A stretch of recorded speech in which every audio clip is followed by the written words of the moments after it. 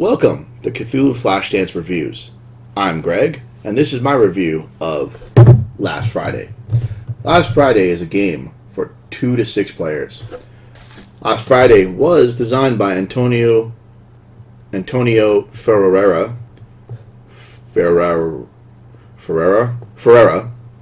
and Sebastiano Fierro. I'm terribly sorry that I butchered your guys' names again. I guess it's kind of what I do. Anyway, let's head over to what the game's about. Last Friday is a game where 5 camp counselors have arrived to Camp Apache. Camp Apache has a history of a maniac killer who was stalking the camp counselors many, many years before and had drowned in the lake while being pursued by the police. Now there's a bunch of new camp counselors that have arrived at the camp, and the maniac is once again possibly on the loose. Let's move on to the gameplay. Last Friday is broken down into 4 different chapters. When you set up the game for the first time, the board is going to look very much like this.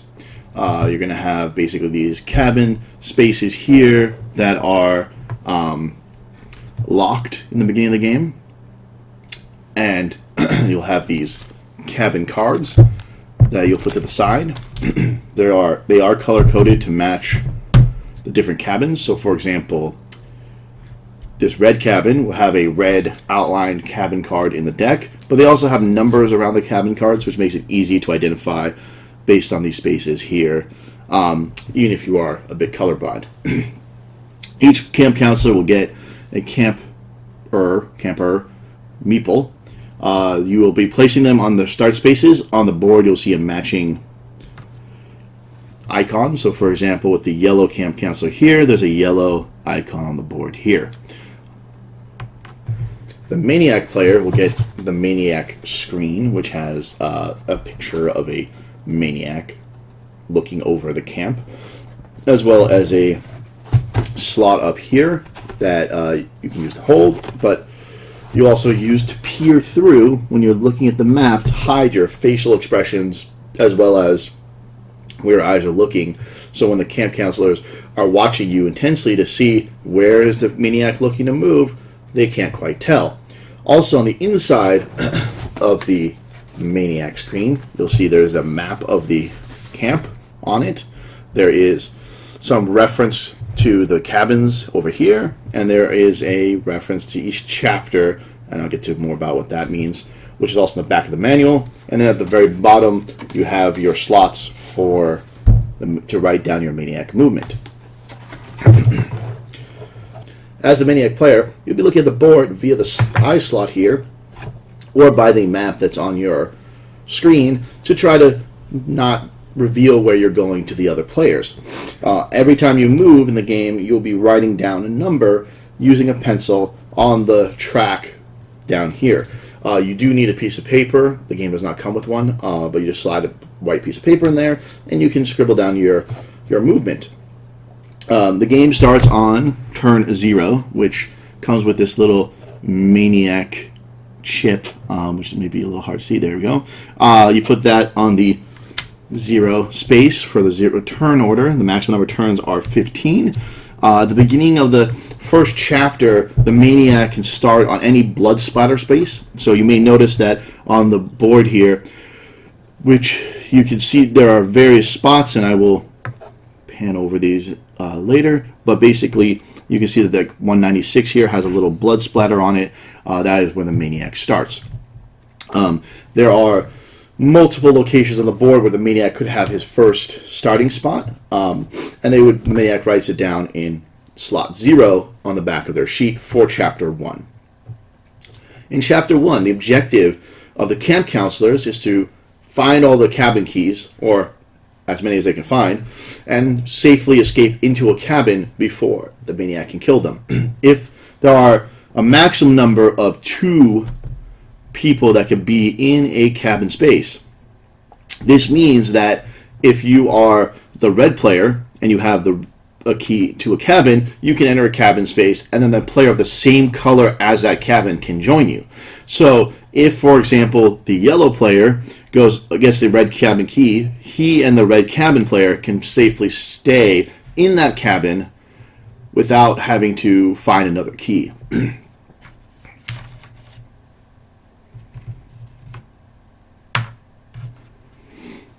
Now, if at least one camp counselor makes it to a cabin safely, the game is guaranteed to move to Chapter 2. But if the maniac is able to kill off all the camp counselors before any of them get to a cabin, well, Chapter 2 unfortunately does not happen, and the maniac automatically wins. So it's very important as camp counselors to kind of, in this particular chapter, to spread out, find the keys, unlock as many cabins as possible, and safely secure yourselves for the night before the next morning. When you do open a cabin, you get a cabin card. The cabin card of the matching color that is to the cabin that you are unlocking. There are two sides to every cabin card. There is the unlock side, which has these yellow glows on various numbers, and there is the maniac acts his way through side, which has no glow and has a secret passage. So if you notice here, there is an arrow pointing there. That means that that is a secret passage that the maniac killer can use in the future chapters to move from cabin to cabin.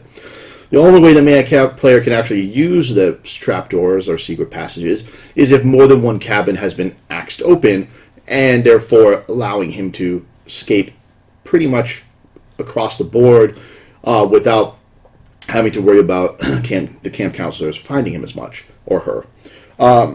The advantage is that if the camp counselors open the cabin, not the maniac, with the glowing spaces, they work the same as if you are to drop a lantern down, which allows you to see if the maniac lands or walks through one of those spaces.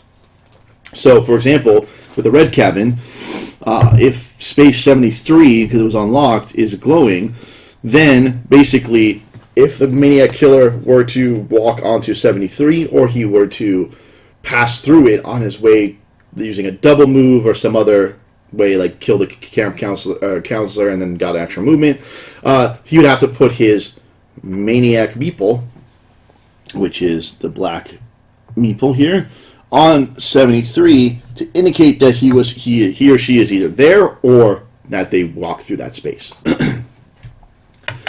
Now, if you look at the cards, there on the board as well, there are these half-circle red icons. They are basically there to align the cabin on the location. So you make sure the numbers line up, and then you line them up with the red circles best you can, and now you have a cabin that is on the board. And so it makes it really easier to line up these cards and place them properly on the board. Now, the other thing the Maniac player does at Chapter 1 is they take the Welcome to Camp special tiles, which are kind of like the clue tiles, which I'll explain a little bit later, and they place them on the board in various locations that are these kind of double circles. You'll see there's a dot here with a big circle around it. So these kind of clue tokens that have a little tent on them, get placed here, and the Maniac can choose which one he or she places where they want to place them. So the important thing about these is that they have either a key, like this one has a yellow key on it, or they might have a clue, like this one has sneakers, or it may have like the ear clue, for example. There's a shovel, a lantern, as well as a dead body. The dead body represents the camp owners who the Maniac had killed off screen before the camp counselors arrived.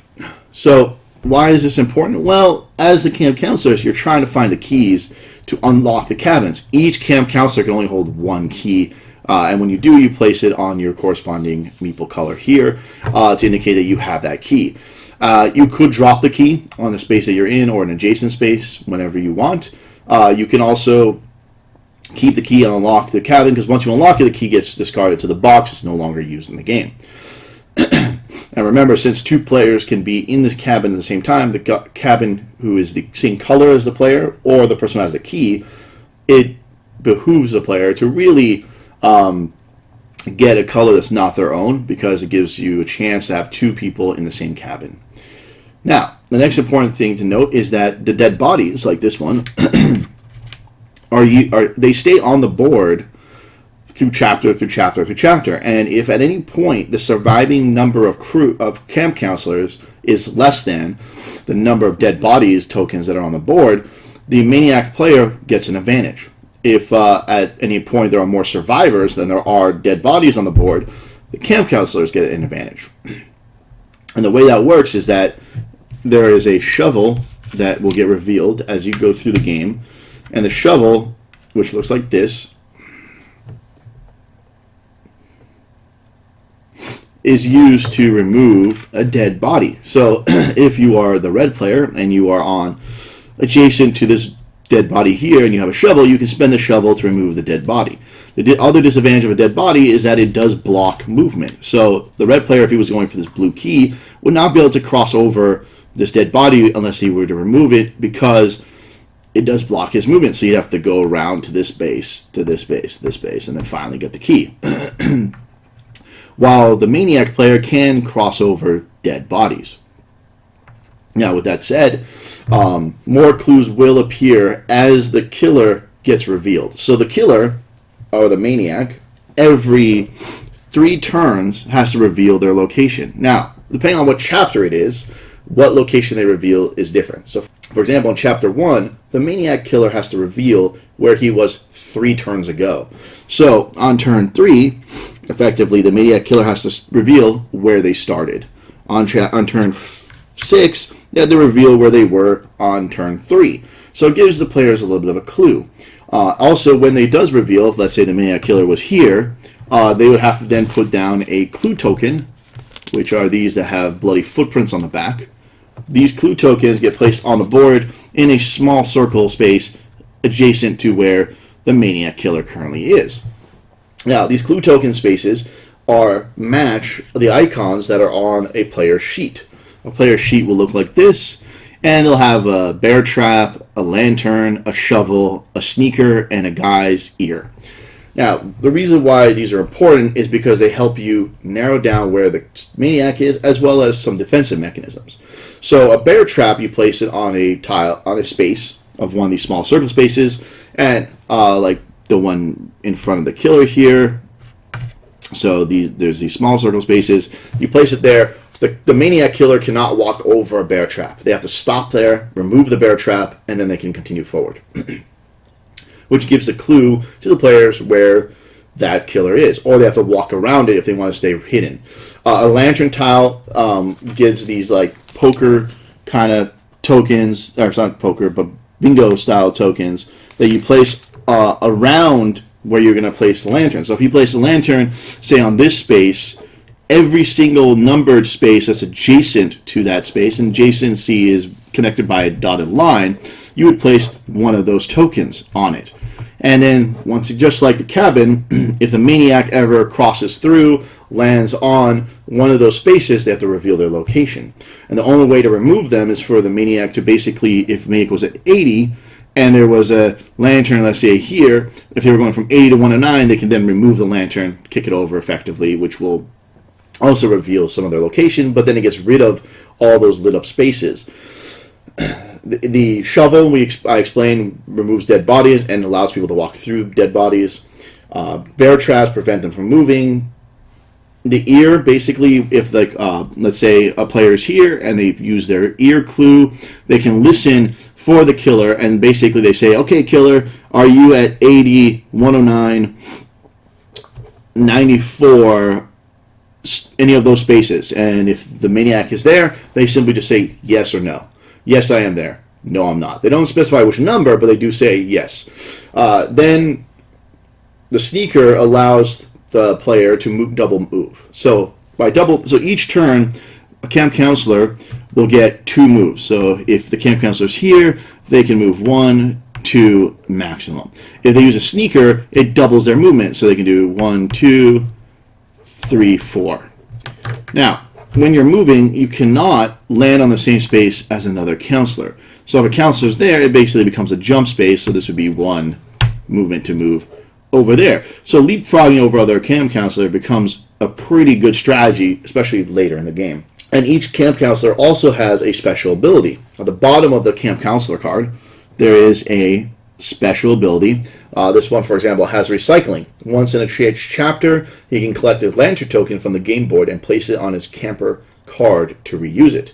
Now, what is awesome about this abilities is that some of them give you extra movement, some of them give you more clue tokens, and they help give a pretty big advantage to the player. So, for example, a couple of the characters have sprint ability, which allows them that every time you play a every time you use a sneaker clue, you actually move 3 spaces instead of 2. So you can move a maximum number of 6 spaces in a turn, which if you're chasing after the killer is a big advantage, or if the killer is adjacent to you, is a good way to get further away.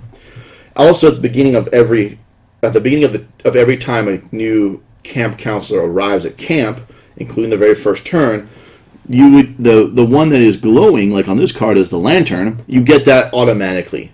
Now, you don't get it every chapter if you use it, but when that camp counselor first arrives at camp, you do get that. So everybody starts with at least 1 clue. Now, the next important thing about characters is that there are 3 of each color. So, in this case, we have Bill, Matt, and Margie, who are the red player camp counselors.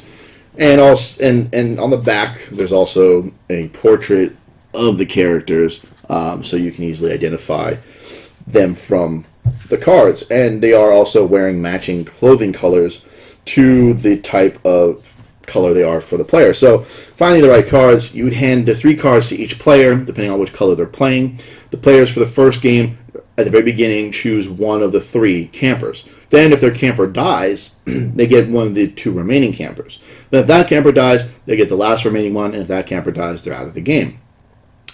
In the first chapter, the objective, once again, was that the maniac was trying to kill all the camp counselors, while the camp counselors were trying to get into cabins. So, if a camp counselor dies in chapter 1, they will respawn in chapter 2 as a different camp counselor. Chapter 1 ends when either all the camp counselors have died and the game is over, or there are only the remaining surviving camp counselors, which could be all 5, or it could be 2, it could be 1, have reached a cabin and are safely locked away. At any point during the first chapter, if you enter a cabin space, you're safe. You don't move anymore, you don't go anywhere anymore, you just chill and wait till the other players either get killed off or end up in a cabin. If that happens, you move on to chapter 2. In chapter 1, the maniac will move after the camp counselors move. This changes when we move into chapter 2. When we move into chapter 2, the maniac stays at the last space that they were, so they would transfer that number to space 0 of the new chapter. They would then reset the turn order to turn order 1. The beginning of chapter 2, the maniac player moves first, then the camp counselors move. The nice thing about chapter 2 is you no longer can be killed. Chapter 2, all the camp counselors cannot be killed by the maniac. The objective changes where the maniac is no longer stalking the players, but the players are now trying to basically capture the maniac. The maniac is running around the board, and since it is daytime at this point, every 3 turns they reveal where they currently are, not where they were. The advantage of this is that the players know where the maniac is at that turn. This can sometimes change where you're moving to. This can allow you to capture the maniac pretty quickly. But if you reach turn 15 and the maniac player has not yet been captured, they will then get this invisibility token to use. The invisibility token allows the maniac killer, when he's supposed to reveal his location, to instead place the token on the timeline, and they do not reveal their location. The other tokens they get is the axe token, which I briefly mentioned before, which opens up cabins that allows them to basically put it on the darkness side, which then prevents the players from having any information if they walk by that location, and reveals the trapdoor. The maniac also has a shadow token. The shadow token kind of looks like this, and the shadow token you place also on the timeline, and then basically when you're revealing yourself, you instead say let's say you are on 129 on the board, you would then reveal your location as being either 129 or any of the adjacent numbered circles. This way, the players have no idea if that's actually where you are or if you are in one of the adjacent spaces. So it does give them some information, but it also allows the killer to hide their movement. There is also a foot sneaker, bloody sneaker tile. This tile, when played on the map as well, allows the killer to do double movement, so they get to move twice. So on your sheet back here, you would write 2 numbers in the spot where you were moving normally only 1 number. The last token that the Maniac Killer has access to is the Plot Twist token. The Plot Twist token is a hand coming out of the ground. This one can only be used on the 15th turn. You place it there, then the killer gets to have another turn before you move on to the next chapter. Every time you use a token, it goes on the timeline on one of the blood splatter locations or one of the turn numbers, depending on the token. Once it is used, it goes back into the general pile, and the only way the Maniac player gets these back is if they have more body token to survivor ratio. So if you have, let's say, 6 dead bodies out, and you have 3 surviving players at the end of a chapter, that will allow the Maniac player to get 3 tokens back.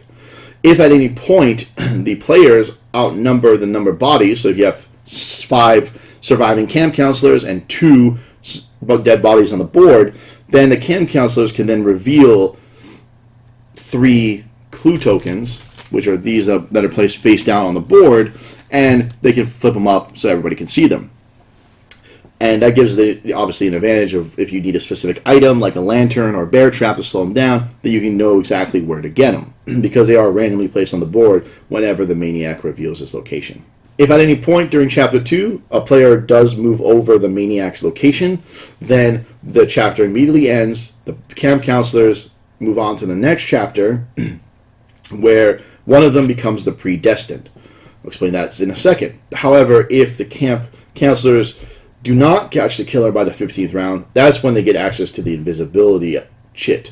If the visibility Maniac token is not actually acquired by the Maniac, they will not be able to use this in the game at all. So, at the start of Chapter 3, one player becomes a predestined. So you would replace your player with the white player meeple, or player pawn, or whatever you like to call it. Then the player can then start at any cabin they want on the board or around the piers, which are these spaces here. Now, one thing I forgot to mention was these little white dots is the movement of the players. They move along these little white dots across the board, while the killer is moving on the big numbered spaces. So when you start at a pier, you actually would start a little white dot. There's also this boat. The boat token allows a player that they're at a pier where the boat is, they can take the boat across a lake. When you take it across a lake, you just follow the dotted lines to any other pier. The killer can go once per chapter across the lake as if they were on a boat, without needing to be at a pier with a boat. Otherwise, they can't use the boat. But the campers can use it as long as they're at the same pier as the boat itself. At the beginning of Chapter 3, the predestined player starts at one of the cabins that is camp facing up, meaning it has the yellow glowing circles around it. So if you've only unlocked one cabin the entire game so far, that's where the player starts. If you've locked more than one cabin, they get to choose. Meanwhile, the Maniac player will start at a cabin which is either the Maniac side up or around the lake at one of the piers. So at like 109, 111, 123, 106, and they will then begin the chapter in that round. All the other players will start where they were the previous chapter. This chapter, the camp counselors go first, followed by the Maniac. The objective of the Maniac is to try to kill the predestined. The predestined player will start with all of their icons on their player sheet. So they'll get the shovel, they'll get the sneakers, they'll get the ear, they'll get the bear trap, and the lantern. And they're basically running. They're trying to get as far away from the Maniac. The other players are trying to track down the Maniac, because if they can jump over the Maniac, they move the Maniac to one of the adjacent numbered spaces. So, for example, if the maniac is, let's say, at 78, and this player moves from here and goes over 78, then the maniac has to reveal themselves, like I am there, and then the player gets to move the maniac to an adjacent numbered space. But if they, let's say, this guy moves over here, if he crosses over another player, then that player is killed off, even if it's you, and a dead body shows up at that location. The advantage, of course, is by being able to move the killer around, is that you get to move them further and further away from the predestined pawn.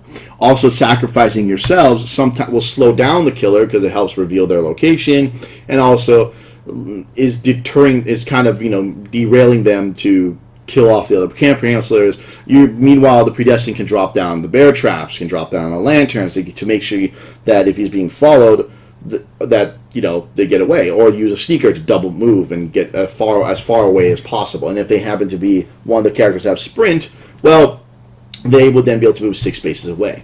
So how do you become the predestined is either the person that was able to capture the maniac in chapter 2, or the person that was closest to the maniac at the end of chapter 2.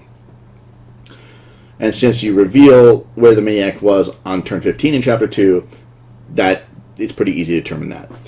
In chapter 3, it's once again the previous 3 spaces away that the maniac was that gets revealed at each blood splatter. And at this point, the maniac is trying to chase down the predestined, so the predestined is running frantically while the other players are trying to circle in. If you get to round 15 and the maniac has not captured the predestined, you move on to the final chapter. If, however, the predestined was captured and murdered before you reach turn 15 of chapter 3, the game is over, the maniac player wins. If you make it to chapter 4 and the beginning, all the players and the maniacs stay where they last were. The predestined player will then start in one of the cabins, which is camper side up, of their choice. At this point, what is basically you're trying to do is you're trying to track down the maniac. The maniac players now is trying to hide, and they cannot kill any players anymore because it's supposed to be like during the morning. And if you, let's say, have the maniac player on 110, which is over here, if you have the maniac player here and you have this green pawn here, the maniac cannot cross over the green pawn, because not only can they not kill them, but it actually blocks their movement. So if you were able to surround the maniac player where they cannot move anywhere, the game ends and the campers win. If at any point the predestined player moves over the maniac, he or she is able to kill the maniac and the campers win. During this chapter, the only way for the maniac to win is to get to turn 15 and still be alive at the end of that turn. During this chapter, the maniac player will move first, followed by the campers. Now, there's a couple other things I want to point out before we move on to the next segment, but at the end of every chapter, some things might change a little bit. For example, at the end of chapter 2, if you aren't able to catch the maniac player, then all the camp counselors lose their clues and basically have to chase him with no clue tokens on their mat, if they have any on their mat. Otherwise, if it's on the board, it stays on the board. And also, there is these icons on both the manual and the maniac screen that you can see at the bottom of each chapter here, where it has the maniac followed by the camp counselors. And what this is basically showing you is a visual aid of it. So chapter 1, it shows the maniac. If it goes over any of the camp counselors, the camp counselor is dead. If the maniac goes over any of the camp counselors in chapter 2, the maniac dies. If in chapter 3 the maniac goes over any of the players, the player dies. If the players go over the maniac, they move the maniac. If the maniac goes over the predestined dies, etc., etc. So it's a little visual aid and reference sheet. The summary of the chapters, they do a pretty good job of answering most questions, not necessarily all, that you would need for that chapter. And also, the last thing I wanted to mention is that if a camp counselor does, in fact, get killed, there is a space over here where it has a school bus or a bus, RV bus looking thing, and it has 4 icons around that bus. Basically, if your camp counselor gets killed off in a chapter, the next chapter will start at this location. So this can be a huge disadvantage if it's very far from where the killer is, or it can be pretty advantageous because all 4 players die. They're all right here, and they can leapfrog pretty quickly across the board. But it is important to note that every time you start here, if the killer is on the other side of the board, it's a long way to go. So that, in a nutshell, is last Friday. Overall, last Friday is, without a doubt, one of the best hidden movement games I have ever played. I played a bunch, almost all of them that I can find.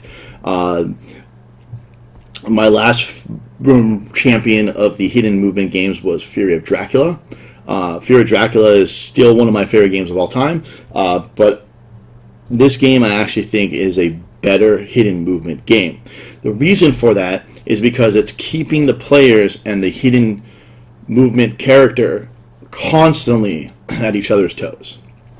And the chapter system of moving back and forth between who is being chased and who is the person that's doing the chasing is just brilliant. I mean, it adds tension to the game. It adds suspense to the game. It makes you run. It makes you get really frustrated when you die and you're on the other side of the board, and now it's your turn to chase after the maniac, or vice versa. If the maniac is chasing after you, and you know that in the last chapter they were very close to your position, like at the end of chapter 3, when the predestined is trying to stay away from the maniac, and it's revealed that the maniac was pretty close. Well, now in chapter 4, it's your job to basically chase after the maniac. So if you have no clue where the maniac was, or you end up like starting your space near it, and they jump into a trap door, or they go through the lake, and also on the other side of the board, you're just like kind of like by yourself, really frustrated.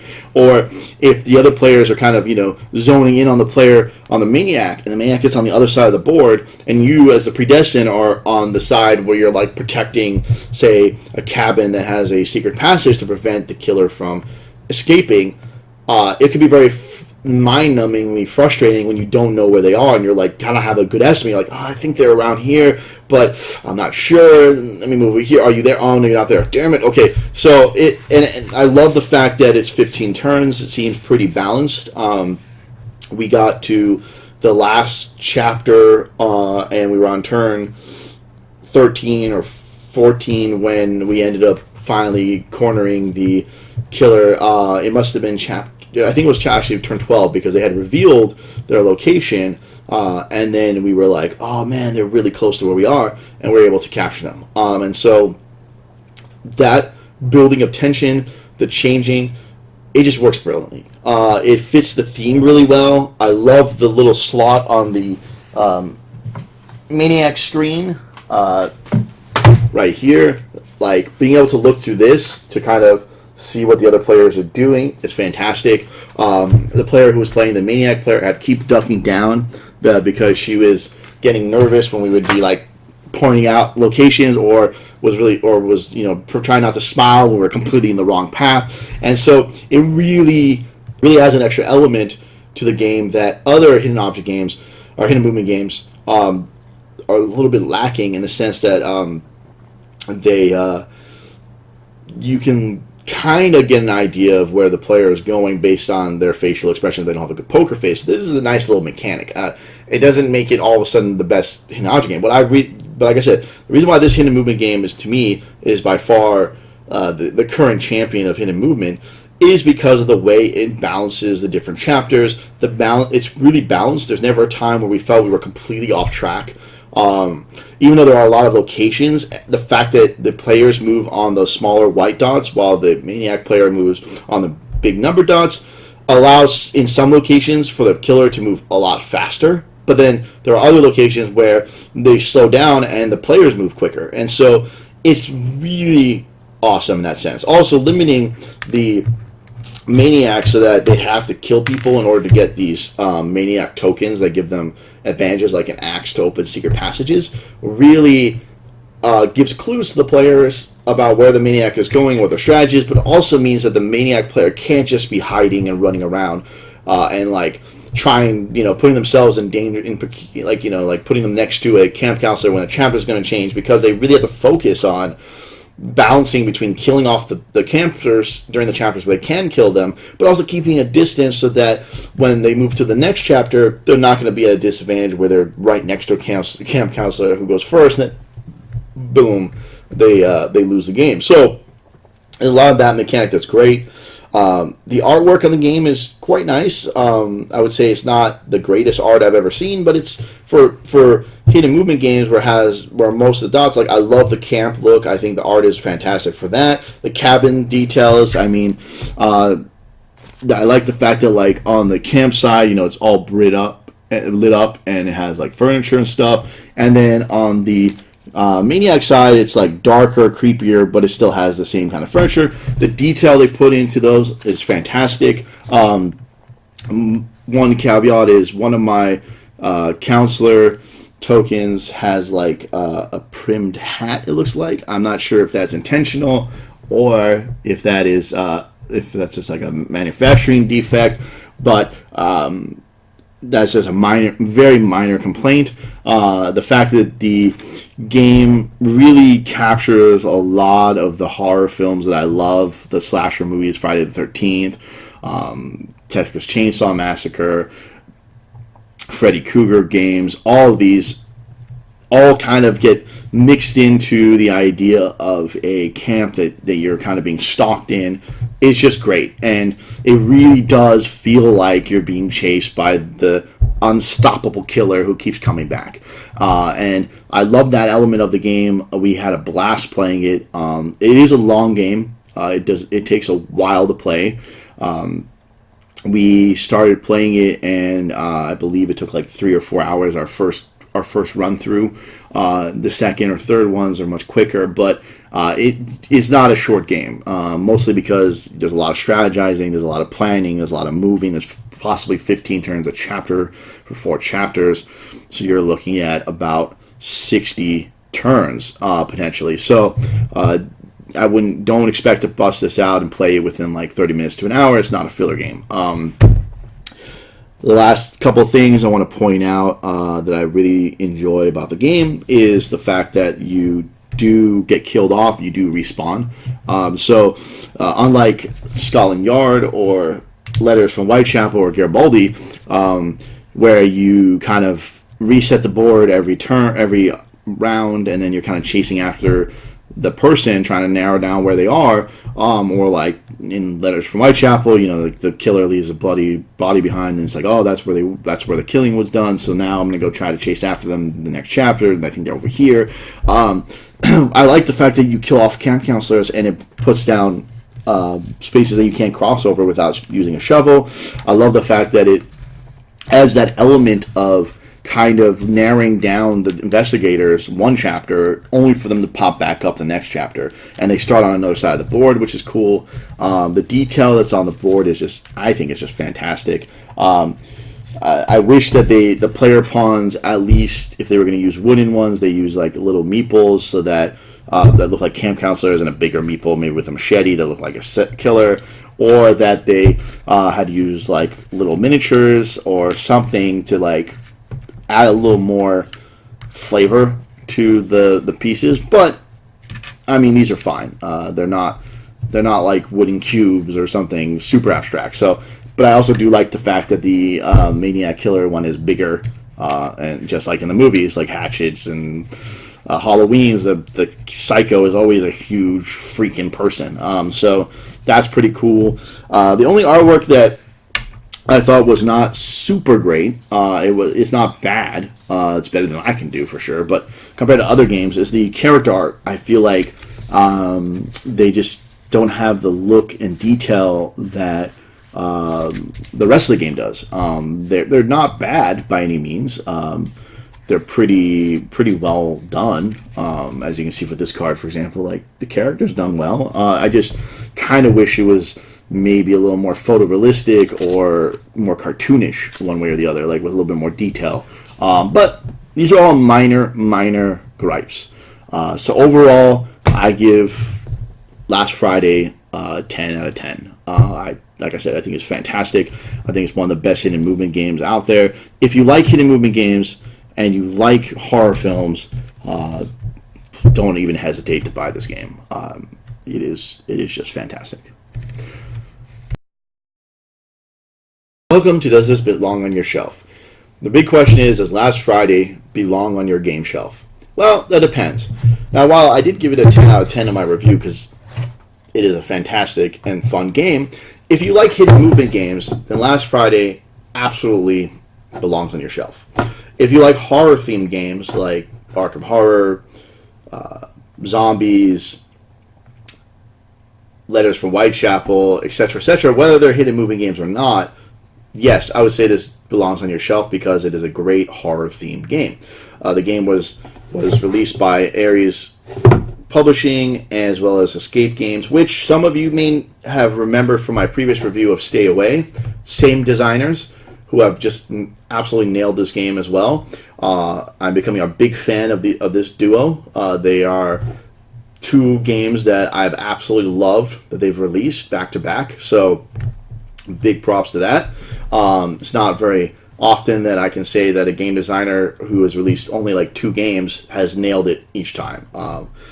I would definitely say that they're up there with the Kevin Wilsons of the world. One of my favorite games being Arkham Horror and Eldritch Horror. Like, big fan of that game designer, as well as a lot of others that are fantastic game designers. But these guys really nail the horror genre so far. Much like Stay Away, this game incorporates multiple themes into one game, but it is very much focused on the kind of Friday the 13th aspect of the slasher films, just like how Stay Away was kind of even though it was Cthulhu themed, was the aspect of John Carpenter's The Thing, or the original Thing movie, which was It Came from Outer Space, I think it was called, or whatever.